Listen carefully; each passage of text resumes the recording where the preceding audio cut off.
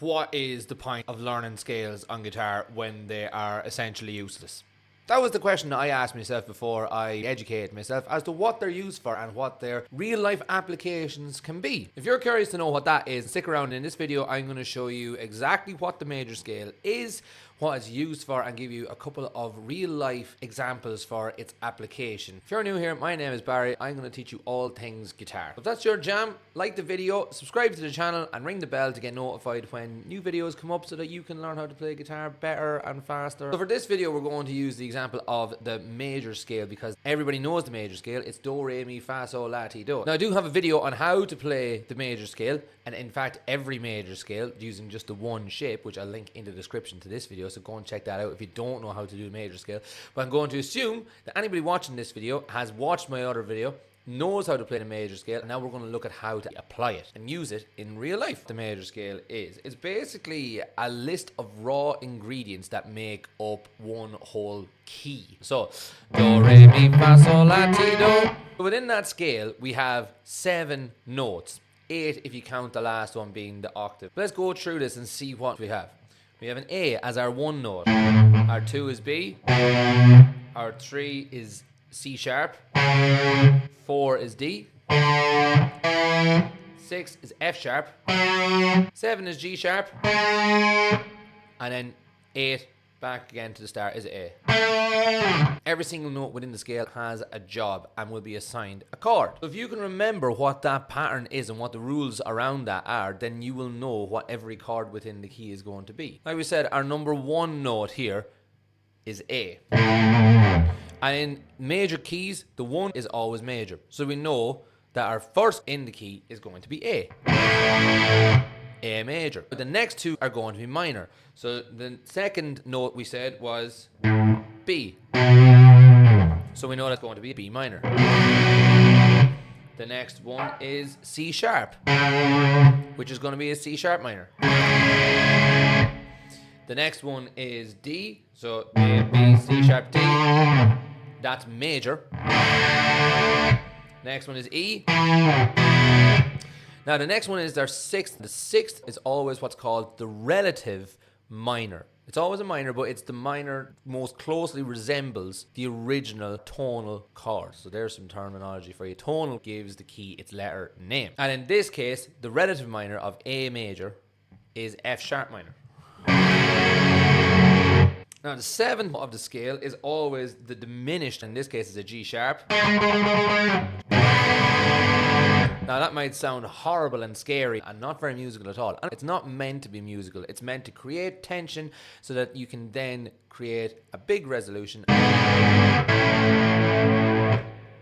In essence, all music is basically the creation of tension and then resolution. Does that sound finished? Bet you it does now. Tension, resolution. Let's bring it back to our relative key, which is A major, and we're saying that the diminished chord in this, G sharp diminished, lovely bit of resolution there. But we can use these rules to play our way up through the scale using chords rather than individual notes. So let's do that. Re, mi, fa, sol, la, ti, do. Now you might be wondering, why is that relevant? What has that got to do with anything? Well, a real life application of knowing this random pattern of funny sounding words is that if you're in a situation where you are jamming with somebody new, say you're a guitar player and you are going to sit in with a band that you've never played with before, you're going to go jam with some friends or whatever, and you're told that this song is in the key of A. Okay? Fair enough. Grand. Okay. So you know where to start off.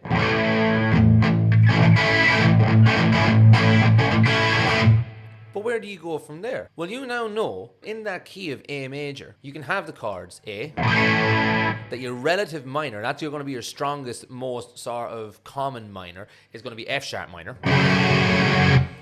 You're also going to have D and E as your other 2 major chords. And if you want to spice it up a bit, you've also got B minor, C sharp minor. You've got your G sharp diminished. if you're feeling really fancy. But you now basically have all the tools that you need in order to jam along in that key. Now, you might not get the song right the first couple of times around, but the idea is that all of these chords will work to an extent in conjunction with each other, and you won't be completely out of step. Another really simple real life application for this is that now you, as maybe a beginner lead guitar player, know that if you're in the key of A, you can use your minor pentatonic. A lot of people would just assume to do the A minor pentatonic. But A minor and A major aren't related at all. So in that case, we would use the relative minor pentatonic. In the key of A, it's F sharp minor.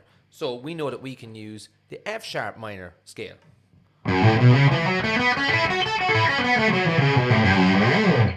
We can also use it up here. Because we also know the A major scale pattern, we can also use notes from that.